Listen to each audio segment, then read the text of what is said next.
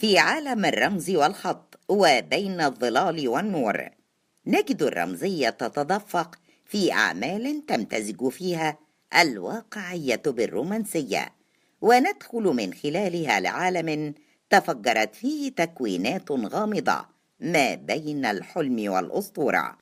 إنه عالم الفنان جميل شفيق.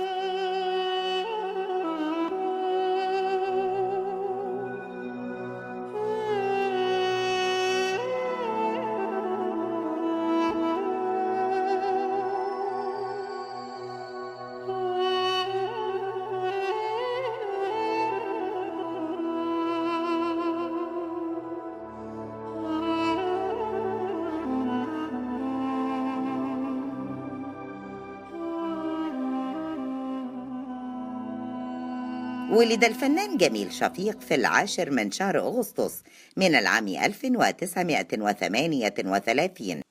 تخرج في كلية الفنون الجميلة قسم التصوير في العام 62.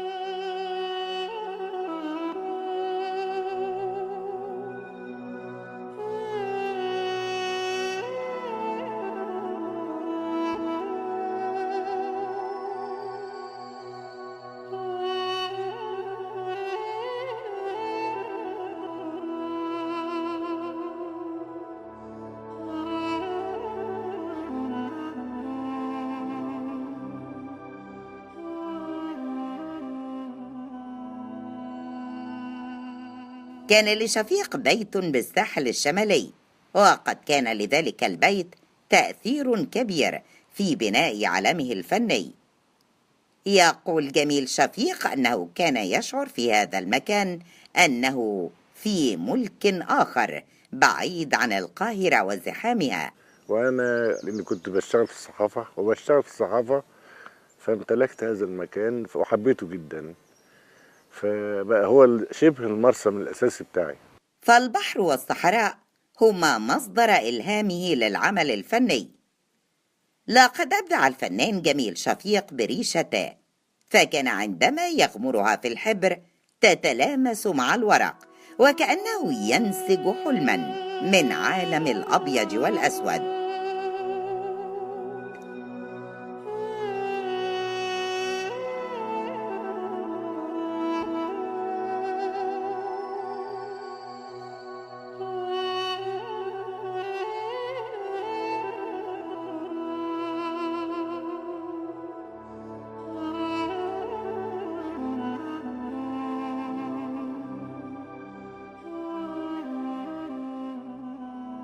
وحينما نتأمل عالم جميل شفيق نجده عالما هادئ بسيط يحوي مفردات خاصة جدا ذات طبيعة رمزية أسطورية كالمرأة والحصان والأسماك والطيور. جميل شفيق دايما كان بيرى المرأة ما بين ان هي فكرة مصر او فكرة الوطن، وكان دايما بيبحث عن ده. يعني ده اللي كان البعد اللي ورا الرمزية، ان هو كان دايما بيرمز ان مصر دايما فتاة، وان هي دايما قادمة، وان هي دايما حرة، وان هي دايما بتحارب الواقع بتاعها وبتحاول تتطور. فالطيور التي تزين لوحات الفنان نجدها هنا تنطلق في الفضاء نحو الحرية والسماء المفتوحة.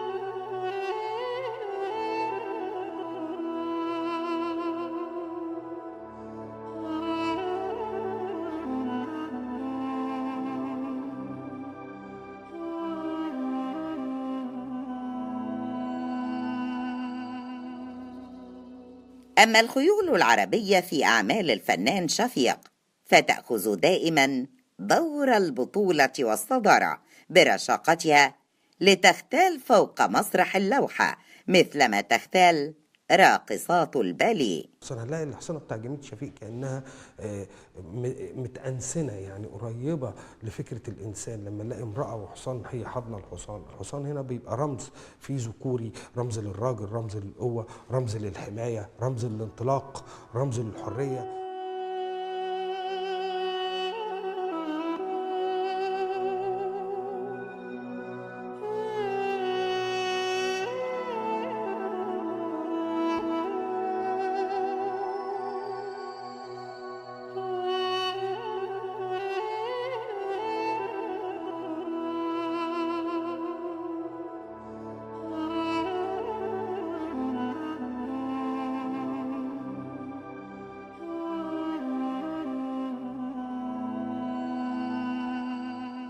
وحينما نتأمل بعض الأسماك هنا نجدها وكأنها تقترب من سطح الماء الرائق وتطل برأسها وتخاطب المشاهد بلغة الصمت وعلى استحياء. يعني في جو اسطوري كان جميل شفيق بيحط فيه السمكه. الجو الاسطوري اللي كان جميل شفيق وهو بيشتغل يعني يعمل علاقه السمكه بالمراه، علاقه السمكه بالراجل، علاقه السمكه بالبحر، وازاي ان هم مثلا بتبقى دي رمز ما بين الراجل والمراه، ودايما موجوده في رسوماته. احيانا بتبقى رمز كمان للغضب او للشراسه، كان بيعمل سمك متوحش. لكن اغلب الافكار اللي كان بياخدها كان دايما بيغلفها بالجو الاسطوري. واحنا عايزين نعرف ان السمكه دي رمز ممتد من الفن المصري القديم، مرورا بالفن القبطي، مرورا حتى بالفنون الاسلاميه.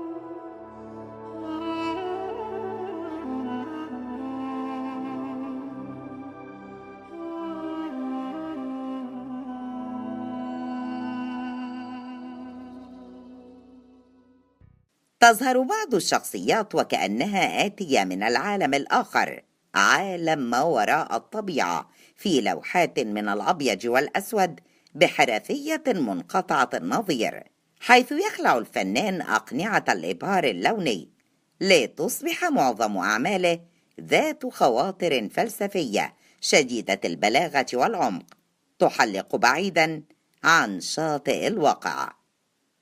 ففي مجال الرمز الشعبي لا يخفى ما في دلالة الصياد من كفاح واقتحام للبحر والمجهول، ولا يخفى أيضا ما في دلالة السمكة من رمز للخير والخصوبة والنماء والتكاثر، وكلها دلالات يقصدها الفنان لتؤكد على فكرته.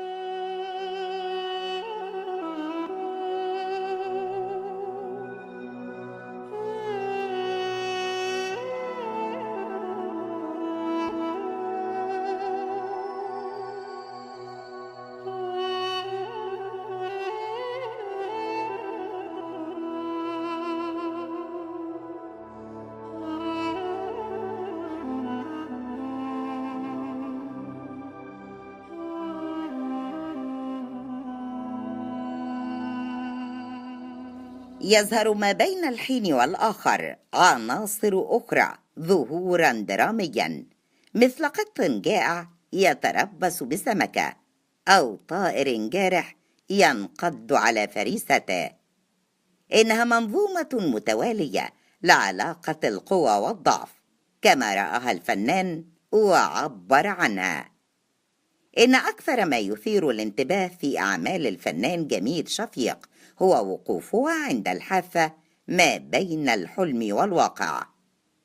من ناحية أخرى نجد أن ألوان الفنان قد عبر عنها وبقوة وكثافة، حيث نجد نزعته تجاه الألوان البنية الخفيفة والدرجات اللونية المتقاربة ليحقق اكتشافا فنيا جديدا في مشواره الفني، والذي لم يتوقف عند مرحلة معينة ليجتازها ويسير في تطور دائم.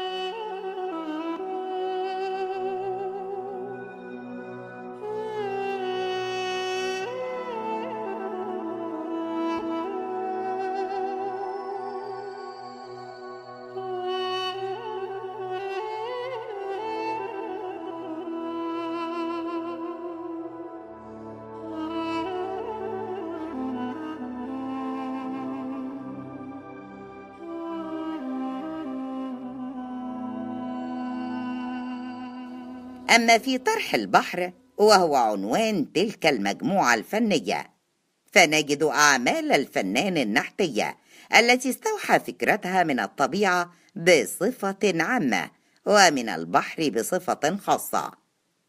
فقد اكتسبت قطع الأخشاب من بقايا السفن الغارقة على الشاطئ شفيق ليحتفظ بها، مستخدما إياه في تكوينات نحتية، حيث استخدم تآكل البحر والملح وكذلك العوامل الطبيعية لتضيف لتلك الأعمال جانبا فنيا. الواحد بيحب اشياء في الطبيعه كده، ايه، بينقي زلط، ينقي ودع، ينقي. كنت بلم خشب قبل كده، مش عارف هعمل بيه، شكله حلو. الحتت الصغيره بقى بدات ايه اشوف فيها اشكال تانية بتبقى قديمه جدا، يعني كانها مثلا من مركب نابليون بونابرت. اهي مراكب قديمه غير بتاع قراصنه، بتاع بحاره، بتاع كذا. فالخشب بيتكلم، بيقول حاجه، يعني في سر.